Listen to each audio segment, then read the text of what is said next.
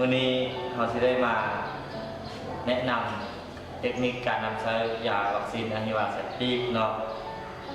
อยากเรารู้รวมกันว่าเนาะวัคซีนอะฮิวาแซปีกนี่เนาะมันสามารถใช้ได้ทั้งเป็ดทั้งไก่ครับแล้วก็ยาวัคซีนตัวนี้เนาะเราสามารถใช้แล้วเนาะสามารถสร้างภูมิคุ้มกัน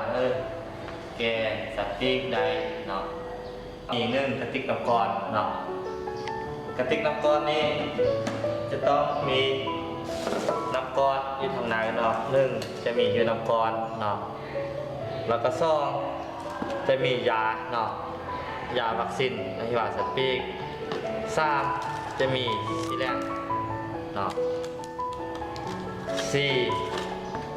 ก็จะมีแป้งครีมเนาะสำหรับเราหัดชิ้นแรกกับแกะเนาะการนำใช้เราต้องได้หัด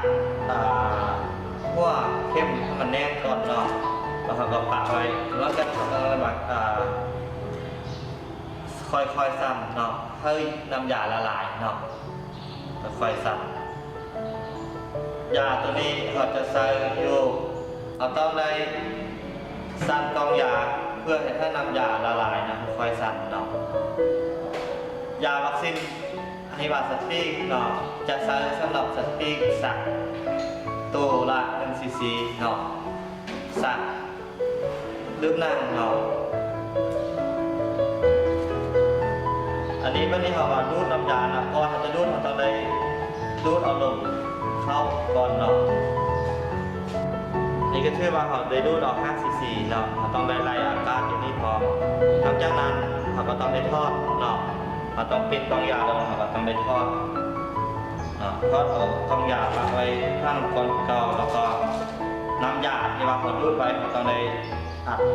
สีแดงแล้วก็เอาปะไว้กระติกยาทุกครั้งเนาะถ้าว่าเราจับไก่มาแล้วเราต้องได้